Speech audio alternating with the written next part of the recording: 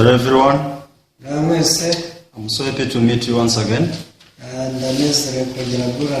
So before we have this time to share the word of God, I'll pray.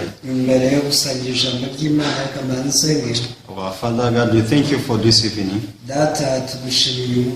You always give this chance to share the word of God. Father, you help us, you work in our hearts so that we cannot take it as granted. Father, we are people who cannot are interested in the spiritual things. That is how we are according to our nature.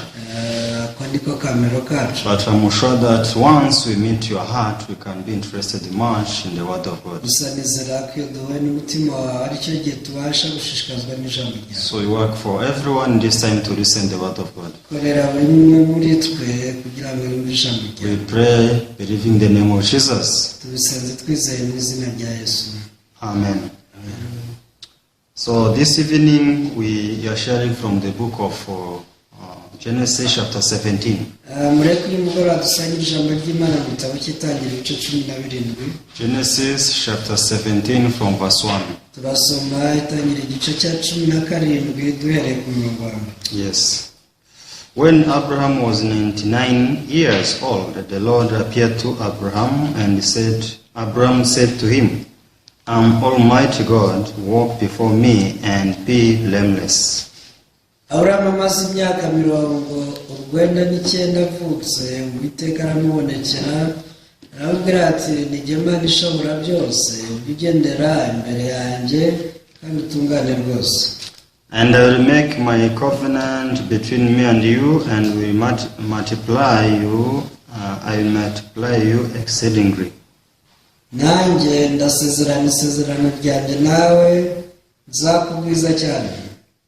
Then Abraham fell on his face, and God talked with him, saying, Abrahamu arubama, Imana iramubwira iti, "As for me, behold, my covenant is with you, and you shall be a father of many nations."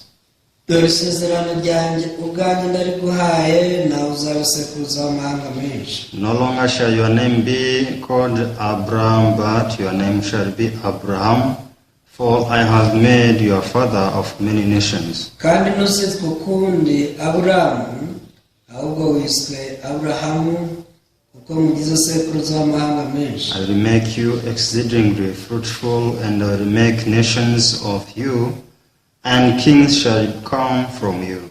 Kandi nzakororotsa cyane, nzatuma amahanga agukomokaho n'abami bazagukomokaho. And I will establish my covenant between me and you, and your descendants after you in their generations, for any everlasting covenant, to be God to you and your descendants after you. Kandi nzakomeza isezerano ryanjye nawe n'urubyaro rwawe ruzakurikiraho, rigeze ibihe byose, ribe isezerano rihoraho, kugira ngo mubere Imana wowe n'urubyaro rwawe ruzakurikiraho. So thank you. We have read up to verse 7. Murakoze dusomye kugeza ku murongo wa 7. So I like this story of Abraham, iyi nkuru ya Abrahamu, because this story can tell us who is Abraham from the beginning. iyi ni inkuru ishobora kudusobanurira uwo Abrahamu yari. So I heard when the flower has one color, it's not beautiful. Numvise ko ururabo ruramutse rugize ibara rimwe rutasa neza. But which makes the flower beautiful is the different colors. Ikigira ururabo kuba rwiza ni ukuba rufite amabara atandukanye. So since the flower is colorful, it's so much beautiful. Igihe ururabo rugizwe n'ibice bifite amabara atandukanye, so likewise, the story of Abraham, it is not that it is showing Abraham as a great man from the beginning.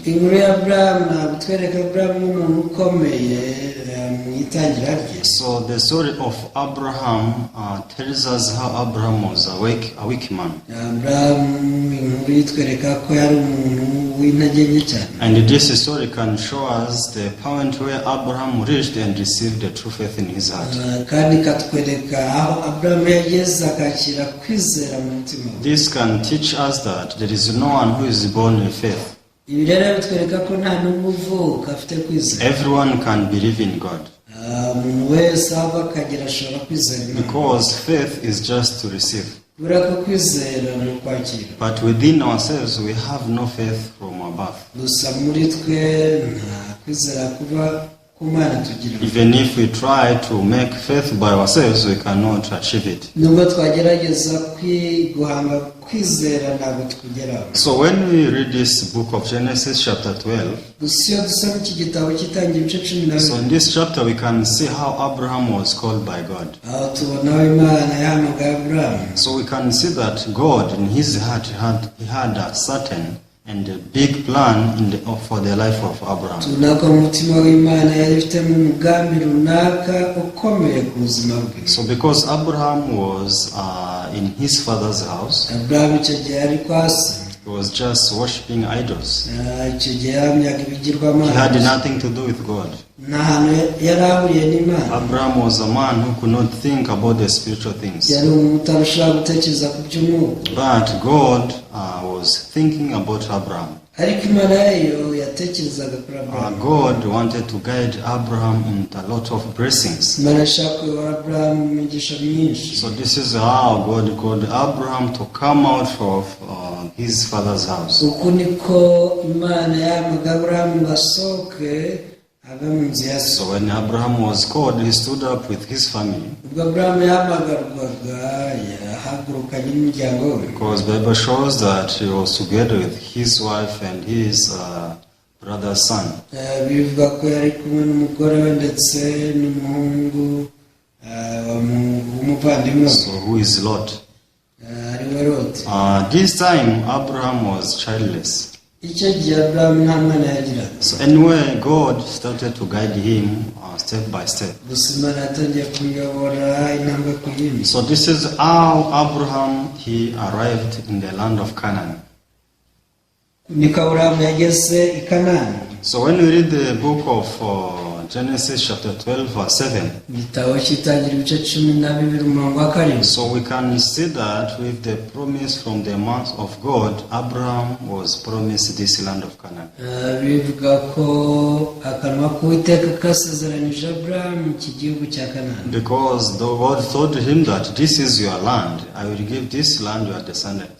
Imana yaramubwiye iti iki ni igihugu cyawe kandi nzakiraga urubyaro rwawe. And you remember that Abraham had no children. Nibuke Aburahamu nta mwana n'umwe yagiraga. But God is telling him that this is the land of yours and your children. Ariko Imana ikamubwira iti iki ni igihugu cyawe n'abazakomokaho. So it means in the heart of God, Abraham has many children. Umutima w'Imana Aburahamu yari afite abana benshi. So Abraham couldn't see in the beginning. Bigitangira Aburahamu ntabyo yabonaga. So but God could see everything from the beginning up to the end. Ariko Imana yabonaga ibintu byose kuva bigitangira kugeza mu iherezo. So in the heart of God was like this. Umutima w'Imana nuko byari. So Abraham will occupy this land. Aburahamu azatura muri iki He gihugu. will bear many children. Azabyara abana benshi. So his children will full of this country, this land. Abana be bazakwira muri iki gihugu. But in the heart of Abraham, Umutima wa Aburahamu I have no son. bati nta mwana I mfite. have no children. Nta mwana mfite. I don't know where God is guiding me. Ntabwo nzi aho Imana iri kunyobora. So anyway, the most important issue is that Abraham was in the plan of God. Ikintu cy'ingenzi Aburahamu yari mu mugambi w'Imana. So since Abraham was in the plan of God, this was God to fulfill everything in the life of Abraham. Kubera ko Aburahamu yari mu mugambi w'Imana, Imana yagombaga gusohoza ibintu byose yamuvuzeho. So when we read chapter 16, Usoma igice cya 16. so we can see that this is when God promised him the children once again. Tubona ko Imana yongeye kumusezeranya abana. I will be a blessing. Uzaba umugisha. I bless you. nzaguha umugisha. But we can see how Abraham was sorrowful in his heart because of being childless. ariko tugenda tubona uburyo Aburahamu yajyaga agira agahinda kubera ko nta mwana yagiraga. How can I be a blessing?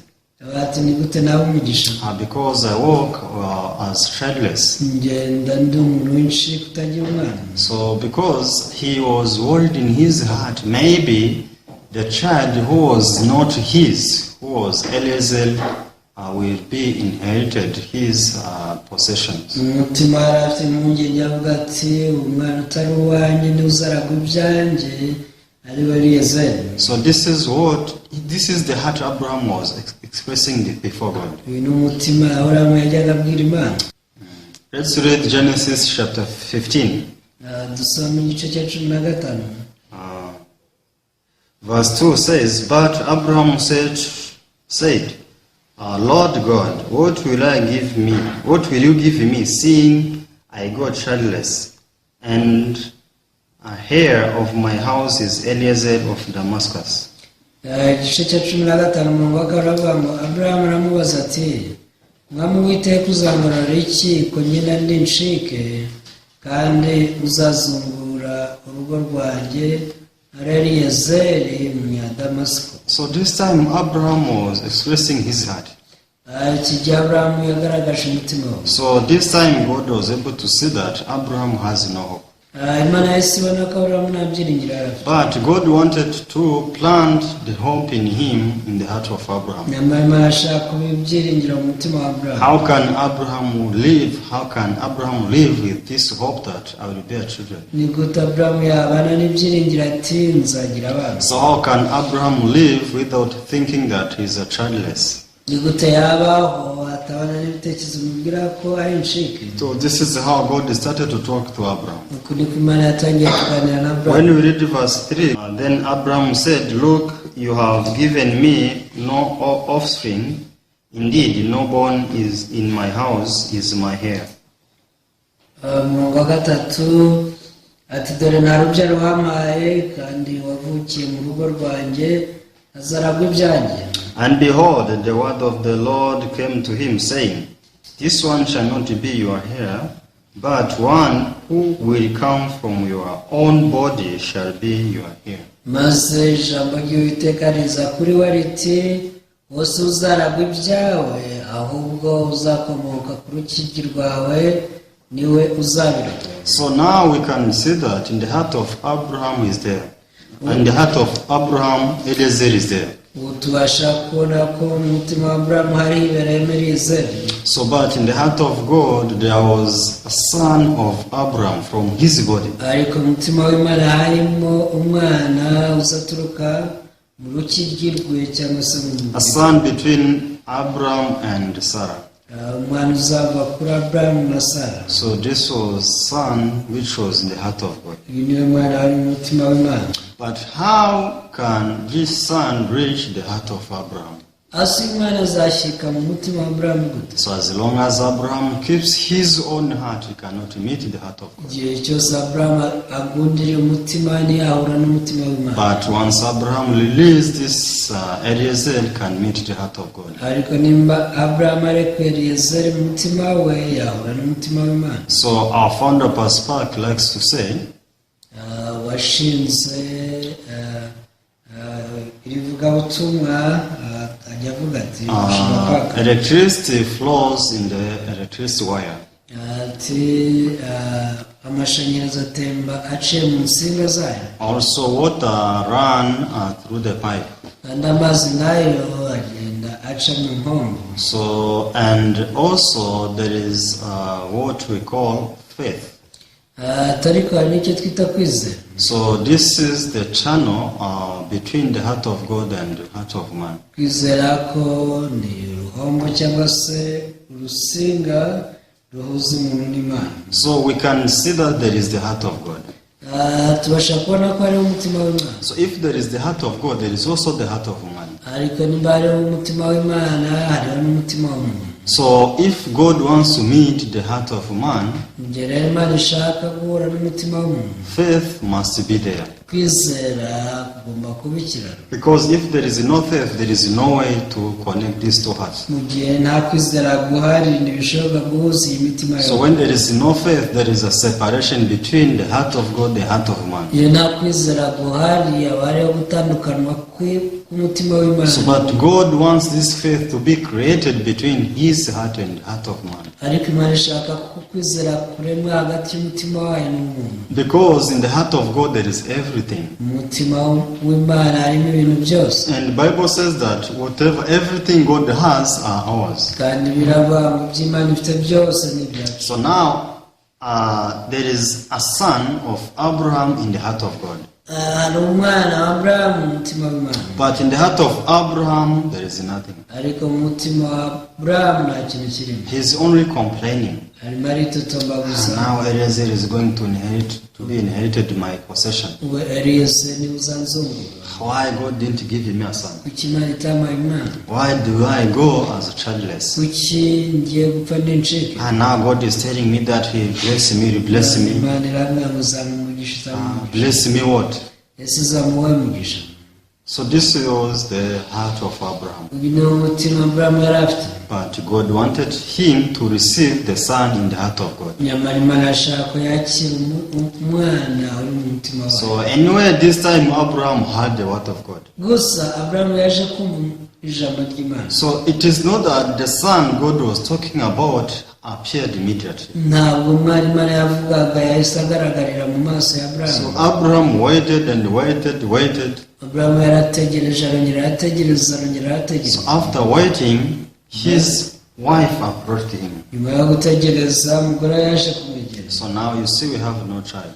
Bati dore nta bana. But we have our maid servant here. Ariko dufite umujakazi hano. Why can't you sleep together and you bear a child? Dufite umuja hano, ese kuki utagenda muryamane nawe tumubyare umwana? Maybe that will be the child which was promised by God. Birashoboka ko ari nawe Imana yavuze yagusezeranya. Maybe this may be the way of God. Birashoboka ko ariyo nzira Imana izaduha umwana. So they discussed this among themselves.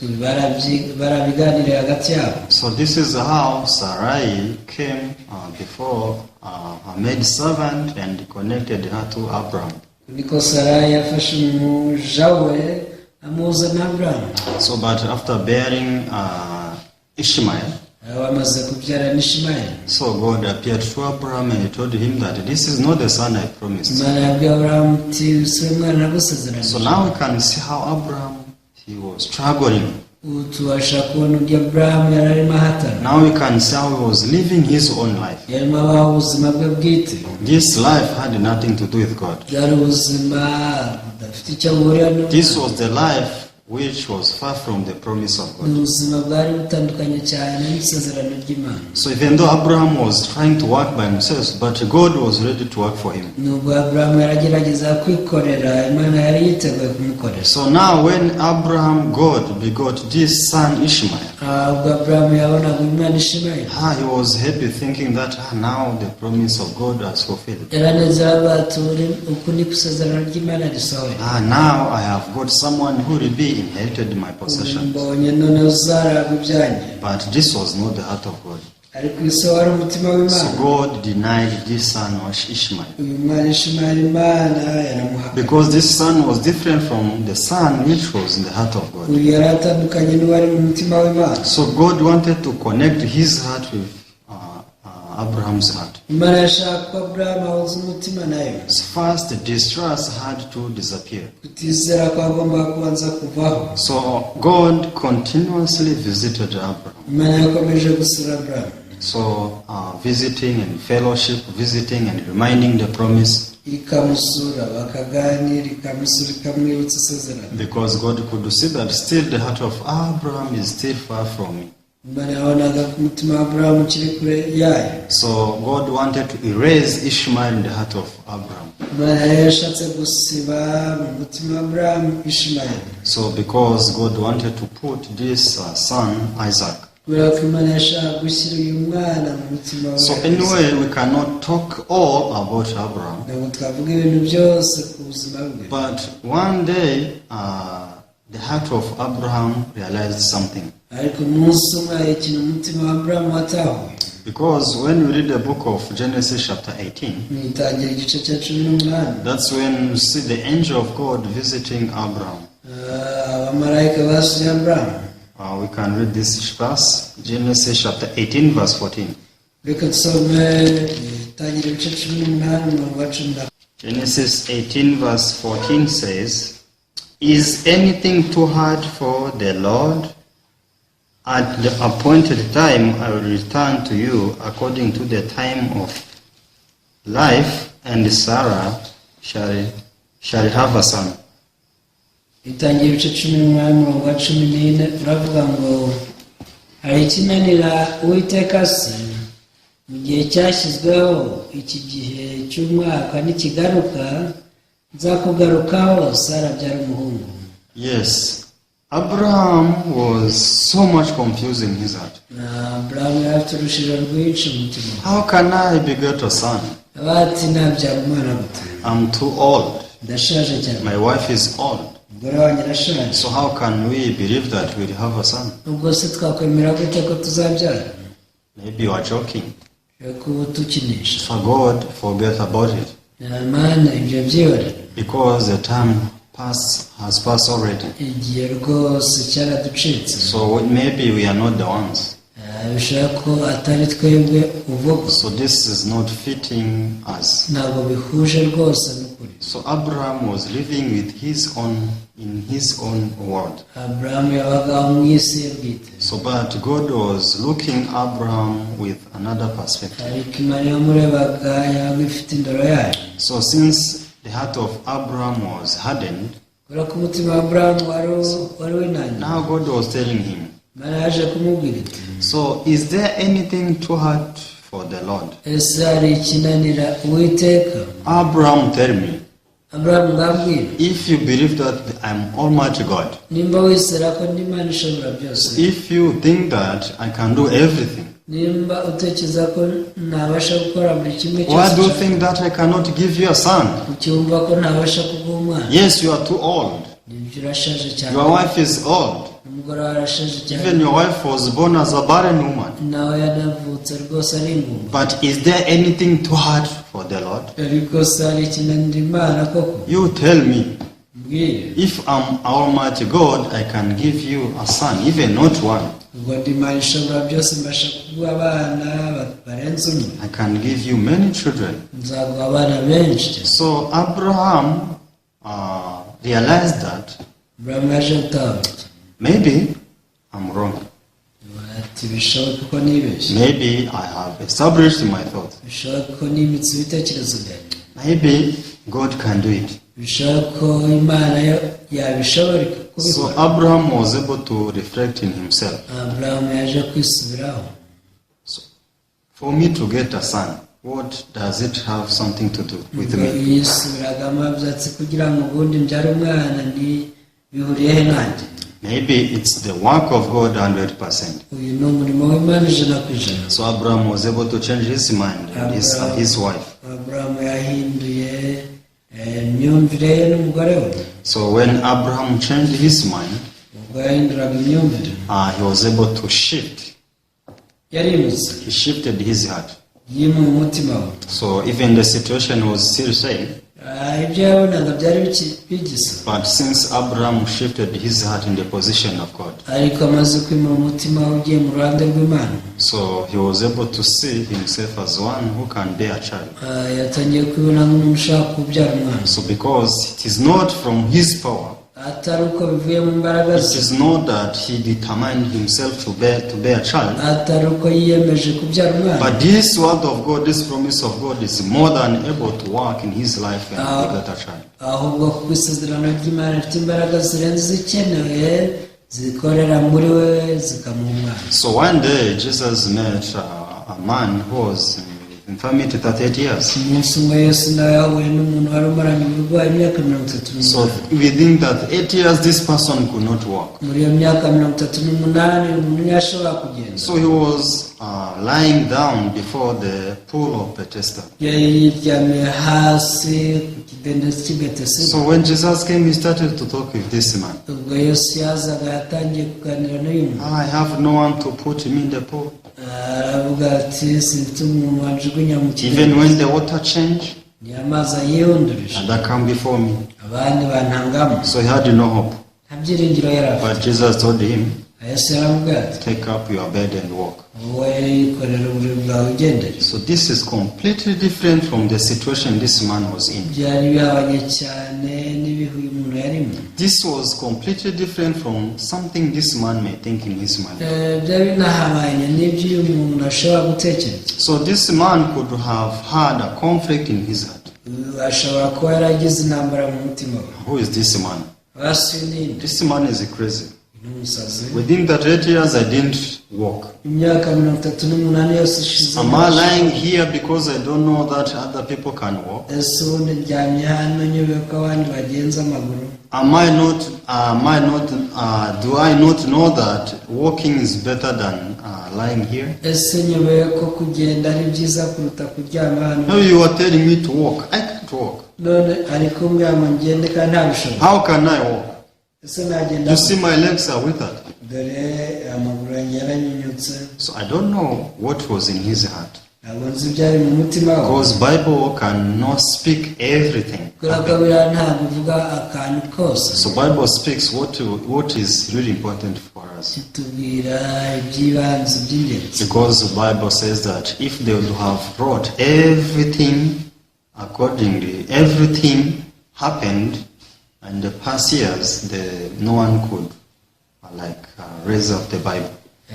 bibiri ubwayo ivuga ko iyo biba byaranditswe byose hatari kuboneka igitabo cyo kubishyiramo ngo umuntu abe yagiterura. Because they could not find where to write everything.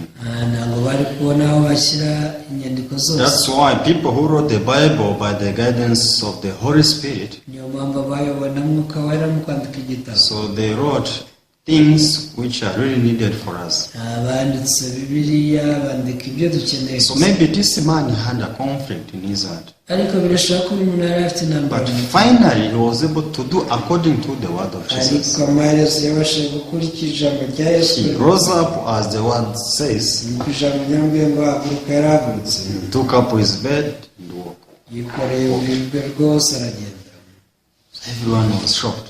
abantu bose baratangaye. So we can see that though the situation is so tough, rero tubasha kubona ko nubwo ibihe ducamo byaba bigoye, but when the word of God comes, can change everything. niba ijambo ry'Imana rije rihindura ibintu The byose. most important is meeting the heart of God ikintu cy'ingenzi ni ugura n'umutima w'Imana through this channel called faith. binyuze mu kwizera. So even Abraham became like this. Aburahamu byamubayeho. Maybe I have lived trusting myself. yaravuze ati nshaka kuba narabayeho nizera. Why do I insist that I cannot bear a child? insimbarara ko nta byabizanye. Abraham was able to forsake his heart, his thoughts, and receive the promise of God. Aburahamu yashyize mu mutima we yakira isezerano. So many people these days they believe in God. This is what they say. uyu munsi hari ahantu henshi bavuga ko bizera Imana. But when we see their hearts are far from the word of God, ariko iyo witegereje ibiri mu mitima yabo bihabanye n'umutima. they cannot receive the word of God easily. ntibabasha kwakira ijambo ry'Imana mu buryo bworoshye. So when they listen the word of God, since this word of God is different from their thoughts, iyo bumvise ijambo ry'Imana ko rihabanye n'intekerezo they zabo, easily reject the word of God and fight against this word of God. bararyanga rwose mu buryo bworoheye bakarirwanya. And this cannot be. bati ntibyashoboka. How can you say that one is righteous? imbuto bavuga ko abantu ari We are abakiranutsi. still committing sins. turacyacumura. We are still living this world. turacyaba muri iyi si. How can we say that we are righteous, we are holy as God is? imbuto bavuga ko turi abakiranutsi twera nk'uko Imana But iri. what does word of God say? hasi ijambo ry'Imana rivuga ngo iki? If God says that we are righteous, we are righteous. igihe Imana ivuze ko uri umukiranutsi buri we, If God calls us holy, we are holy. Imana yitwisa abera kuko turi we. Why can you say that we are holy? kuki tutavuga ko It turi is abera? because the word of God says so. tuvuga ko turi abera kubera ko ijambo ry'Imana rivuga. So committing sin and whatever, gukora ibyaha cyangwa se ibindi. Those are so cheap before the word of God. Ibyo ni ibintu biciriritse imbere y'ijambo ry'Imana. Because God can change everything at once. Imana ni Imana ibasha guhindura ibintu byose mu byumba. God who can wash away the sins of the world, Imana ibasha koza ibyaha by'isi yose. even can change anyone's heart. Ibasha no guhindura umutima w'umuntu uwo ari we Even wese. God can change our daily life. Ibasha no guhindura ubuzima bwacu tubaho buri munsi. But people, they trust themselves and they think that they can try themselves and do something. Ariko abantu barizera bagatekereza ko bagomba kwigerageza. As Abraham was trying to bear a child in his limitation, Nuko Aburahamu yabanje kugerageza kubyara umwana mu mbibi ze. with his ability he tried to bear a child, Hamwe n'ubushobozi bwe yagerageza kubyara umwana. but he could not bear a child God was willing to. Ariko ntiyabashe kubyara umwana uko Imana yabishaka. So Abraham may bear Ishmael, Aburahamu yabyaye Ishimayeli. but Abraham cannot bear Isaac, Ariko ntabwo ari kubasha kubyara Isaka kubera kugerageza. because Isaac was the son from God. Isaka yari umwana w'isezerano, yari umwana uva ku Mana. If Isaac was the son from God, Kubera ko yari umwana uturuka ku Mana, Abraham can have Isaac only by accepting Isaac through the promise of God. Aburahamu ashobora kubyara Isaka igihe yemeye isezerano ry'Imana, akakira Isaka ava mu I know people can try to be righteous. ndabizi ko hari abantu bagerageza gukiranuka, People can try to sanctify themselves. bakagerageza abandi kwiyeza, People can sanctify to be perfect in the eyes of God. abandi bagerageza gutungana mu maso y'Imana. But we have to know that the perfection we can get Ariko tugomba kumenya ko ubutungane twageraho is not equal with the perfection from God. ntabwo buhwanye n'ubutungane bw'Imana. We can only get this perfection from God by accepting His word, His promise. Ubutungane bw'Imana tubugeraho igihe twemeye isezerano ryayo tukabwakira. So once we meet the heart of God, that is when we can receive this perfection. Iyo duhuye n'umutima w'Imana nyawo nicyo gihe twakira ubu butungane bw'Imana. But if we keep trying by ourselves, Ariko nimba tugerageza kubyikorera, we cannot get this perfection, this holiness. ntabwo ubutungane no kwera dushobora kubishyikaho. So I want us to read Hebrews chapter 11, verse 11. Mureke dusome Abaroma 11:11. By faith, Sarah herself also received strength to conceive seed, and she bore a child when she was past the age, because she judged him faithful who had promised. Kwizera niko kwatumye na Sara abashishwa gusama inda nubwo yari acuze, kuko yatekereje ko yasezeranije ariyo kwizera. So finally, Sarah and Abraham, they forsook their thoughts. Amaherezo Sara na Aburahamu bajugunye ibitekerezo byabo. So the way they were judging God in the beginning changed. Kuko batekerezaga Imana mbere byarahindutse. So they started to judge God as a faithful one. Batangiye gutekereza ko Imana ariyo kwizera. If God is faithful, He can do it. Baravuze bati nimba Imana ariyo kwizerwa, ibyo ivuga yanabikora. Why do we have to insist on our thoughts? Kubera iki tugomba gutsimbara ku bitekerezo Are we byacu? better than God? Ese turuta Imana? Do we think better than God? Dutekereza neza kuruta uko Imana? No. Oya, God will do it. Imana izabikora. If we promised, we'll fulfill. Mu gihe yabisezeranije no kubikora izabikora. So let us forsake our thoughts. Mureke tujugunye Let intekerezo. us forsake our hearts. Mureke tureke imitima yacu. Let's receive this promise of God. Reka twakirire isezerano ry'Imana. Because this promise of God is all to us. Iri sezerano ry'Imana ni byose kuri So twe. now they started to judge God as a faithful one. Batangiye gutekereza Imana nk'iyo kwizera. So this is how peaceful mind was able to enter Sarah and Abraham's heart. Uku ni ku mutima w'amahoro waje kwinjira muri Aburahamu na Sara. By the end, I want to read the book of 2 Corinthians chapter 10. Reka nsome Abakorinto ba kabiri ibice 2 Corinthians chapter 10, verse 3 to 6. Abakorinto ba kabiri 10:3 kugera ku 6. For though we walk in the flesh, we do not war according to the flesh. Haranditse ngo nubwo tugenda dufite umubiri w'umuntu turwana mu buryo bw'abantu. For the weapon of our warfare are not carnal, but might in God for pulling down strongholds. Kuko intwaro z'intambara yacu atari iz'abantu, ahubwo imbere y'Imana zigira imbaraga zo gusenya ibihome no kubikubita hasi. Casting down arguments and every high thing that exalts itself against the knowledge of God, bringing every thought into captivity to the obedience of Christ. Dukubita hasi impaka n'ikintu cyose cyishyiriye hejuru kurwanya kumenya Imana, dufata mpiri ibitekerezwa mu mitima byose ngo tubigomororere Kristo. And being ready to punish all disobedience when your obedience is fulfilled. Kandi twiteguye guhora kutumvira kose ubwo kumvira kwanyu kuzasohora. So when we see, we are always right. Iyo twitegereje bijya tubona turi mu kuri. When we analyze our judgment, is really right. Iyo urebye rwose imanza duca tuba twubahiriza ukuri. So, but we have to know that God is Almighty. Ariko tugomba kumenya ko Imana ari ishobora byose. If God says that you are not right, Imana ivuze ko utari mu kuri, they may think that you are right. ubwo watekereza ko uri mu The kuri, truth that is we are not right. ukuri ni uko utari mu kuri. So the easy way is to forsake the thought to say that we are right, Rero uburyo bworoshye ni uko wareka ibyo bitekerezo bikubwira ko uri mu kuri, and we accept the word of God. ukemera ijambo ry'Imana. Forsaking our judgment, they receive the judgment of God. Kurekura imanza duca tukakiriza Imana. So I may know that this color is red. Ushobora kutamenya ko ibara ndi kureba ari umutuku, I may know that it is red. cyangwa nkamenya ko ari umutuku. I usually know that this color is red. Ntuba nzi ko iri bara ari umutuku. But if today God tells me that this color is light, is white, Ariko Imana nimbwira itose umutuku n'umweru, insisting on my judgment and my experience is useless before the word of God.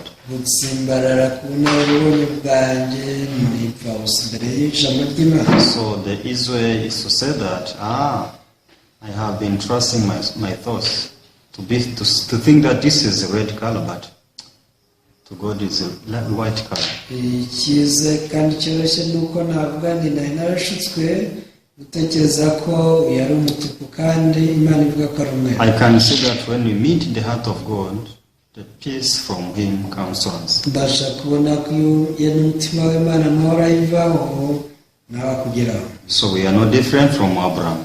Ntabwo dutandukanye na Aburahamu. No one is faithful from the beginning. Nta muntu n'umwe ugira kwizera iyo agitangira. No one is spiritual as is born. Nta muntu uvuka ari umunyamwuga. But if we analyze and we discover the position of the heart of God and our own position, we can finally meet the heart of God and become faithful people. Nyamara dusesenguye tukamenya umutima w'Imana tugahura nawo, maze duhinduka abantu bafite kwizera tukaba abanyamwuga. I hope we know our position before God. Niringiye ko twamenya aho duhagaze imbere y'Imana. So as God had a big and wide plan for Abraham, Nuko Imana yashyizeho umugambi mugari yari ifitiye Aburahamu. so likewise, if you put down your thoughts, God will fulfill all His plan in your life. Nawe nushyira hasi imigambi yawe yose, Imana izasohoza iyayo muri wowe. Thank you so much. Murakoze cyane. May God bless you. Imana ibahe. I pray, then we conclude. Nsenga dusoze. Father, we thank you. Data turagushimiye. We are no different from Abraham. Ntabwo dutandukanye na Aburahamu. So people, they want to see Abraham as a faithful person from the beginning. Abantu baba bashaka kubona Aburahamu nk'umuntu wari ufite kwizera kuva atangiye. But we can see that from the beginning he fought with the word of God. Ariko tubona ko bigitangira yarwanaga n'ijambo ry'Imana. He didn't want to believe the promise of God Ntiyashatse kwizera ijambo ry'Imana. because he was thinking that his thoughts are right. Yatekerezaga ko ibitekerezo bye biri mu kuri. But one day he discovered that he deceived himself. ariko umunsi umwe yatawe ko yibeshye. So that's when he forsook his own heart and deceived the true heart of God. icyo nicyo gihe yawushugunye yemera uw'Imana. So this time Abraham was able to see how God worked in his life. icyo nicyo gihe Aburahamu yabonye uburyo Imana ikorera mu buzima bwe. Father, we thank you because you always want to show us our true position Data turagushimiye ko buryo ushaka kutwereka aho dukwiriye guhagarara so that we can meet you. kugira ngo duhure nawe. We pray all in the name of Jesus. ibi byose tubisanze mu izina rya Yesu. Thank you. Amen. Murakoze.